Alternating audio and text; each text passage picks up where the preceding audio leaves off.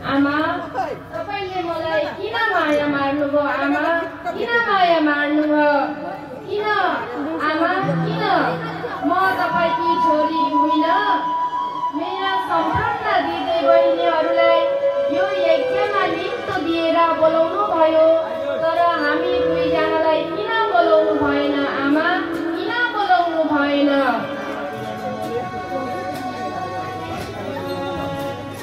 मैले तिमीलाई माया मारेकी होइन छोरी दुःख नमान निम्तो नदिए पनि तिमी आउँछौ भन्ने मलाई पुरा विश्वास थियो छोरी पुरा विश्वास थियो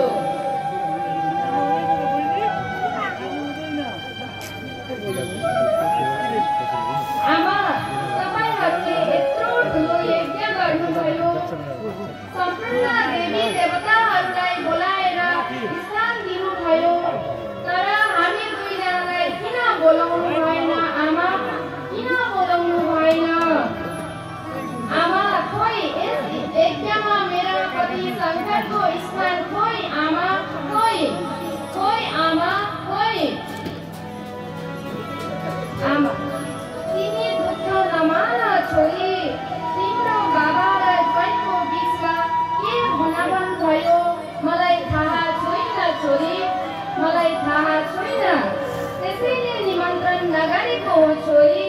तिमी दुःख नमान छोरी तिमी दुःख नमान आमा माइता भनेको छोरी चेलीको लागि आफ्नो प्राणभन्दा प्यारो हो आमा आफ्नो प्राणभन्दा प्यारो हो आमा बाबाको माया भन्दा ठुलो माया कहाँ पाइन्छ र आमा कहाँ पाइन्छ र म सँगै यहाँ आइपुगे त्यो कुरा मलाई मात्र थाहा छ आमा मलाई मात्र थाहा छ बाबा बाबा तपाईले यत्रो ठुलो यज्ञको आयोजन गर्नुभयो तर मलाई किन बोलाउनु भएन बाबा किन बोलाउनु भएन मलाई तिम्रो माया लाग्छ छोरी यो यज्ञमा म तिमीलाई अवश्य बोलाउने थिएँ तर के गर्नु तिमीलाई बोलाउने बित्तिकै त्यो तिम्रो लोग्ने बनाउँदो सँगसँगै आउँछ सुन्दर वाहनका साथमा आएका यी देवदेवीहरू हेर त आफ्ना सुन्दर वाहनहरूका साथमा सजिएर आएका छन् त्यो तिम्रो लोग्ने मसानमा बस्ने खरहरी घस्ने बाघको छाला लगाउने मरेका हड्डीको माला लाउने त्यति मात्रै होइन छोरी भाङ धतुरो खाएर गोरुमाथि चढ्ने अघि पछि भूत प्रेत लिएर हिँड्ने यस्तालाई म कसरी बोलाउनु छोरी म कसरी बोलाउनु त्यो गन्धे मसानेको यहाँ स्थान छैन छोरी यहाँ त्यसको स्थान छैन भयो पिता भयो अति भयो मेरा लागि मेरो पति परमेश्वर हुनुहुन्छ मलाई जो भन्नु छ भन्नुहोस् म सहन सक्छु तर मेरो पतिको अपमान म सहन सक्दिनँ पिता म सहन सक्दिनँ आफ्नो पतिको अपमान सुनेर म बाँच्न सक्दिनँ पिता बाँच्न सक्दिनँ आजबाट उपरान्त छोरी भनेर मलाई नबोलाउनु होला पिता नबोलाउनु होला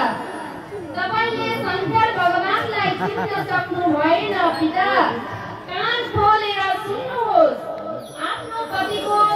निन्दा सुनेर बाँच्नुभन्दा मलाई मर्न नै उचित छ आज म यो यज्ञ कुण्डको अग्निमा आफ्नो प्राणको आहुति दिन्छु पिता आहुति दिन्छु याद आयो भने यो यज्ञको खरानी लिएर मेरो याद गर्नुहोला पिता अब मलाई बाँच्नु छैन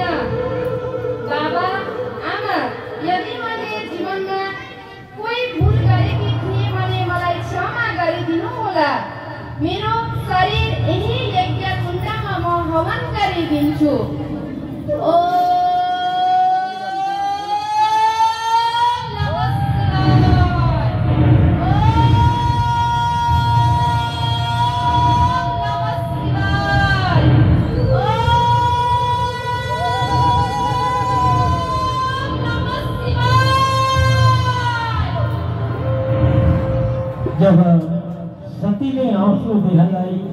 यज्ञ कुण्डको अग्निमा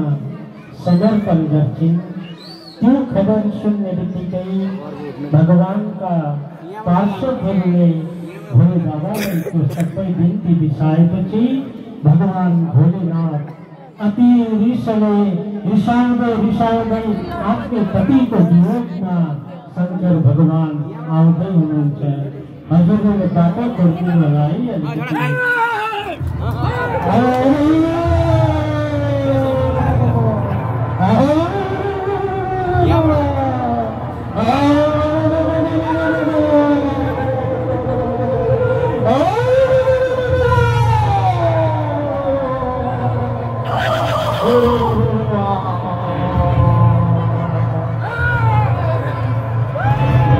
भगवान भोले आफ्नो जटावती भद्रवायु उत्पत्ति गर्नुहुन्छ अनि वीरभद्रले लक्ष्य प्रजापतिको शिरलाई छेदन गर्नुहुन्छ। त्यो यज्ञमा कोही पनि बस्न सक्नुहुन्न। भगवान भोले शङ्करले आफ्नो पत्नीको वियोगमा सतीको वियोगमा ताण्डव गर्दै सतीलाई आफ्नो हातमा लिएर भगवान भोले अगाडि बढ्नुहुन्छ। भगवान भोले आफ्नो सतीलाई लिएर अगाडि बढ्नुहुन्छ। आफ्नो सतीको यादमा आज शङ्कर भोलेनाथले अगाडि जानुहुन्छ, ताण्डव गर्नुहुन्छ, नाच्नुहुन्छ अनि शङ्करजी यस पृथ्वीको सम्पूर्ण लोकमा भ्रमण गर्नुहुन्छ। त्यो दृश्यलाई देखेर भगवान विष्णुले आफ्नो भक्तद्वारा सतीको अङ्गलाई भिन्न भिन्न गरेर भगवान भोलेनाथलाई कैलाश शान्तिको साथमा दर्शन दिनुहुन्छ। आउनु यो जातिको साथमै आज भगवानको सतीको चरित्र हामीले दर्शन गर्यौँ। कहीँ कतै भुल भएमा हजुरहरूले क्षमा गर्नुहुन्छ भन्ने हामी आशा राख्दै हजुरहरू सबैलाई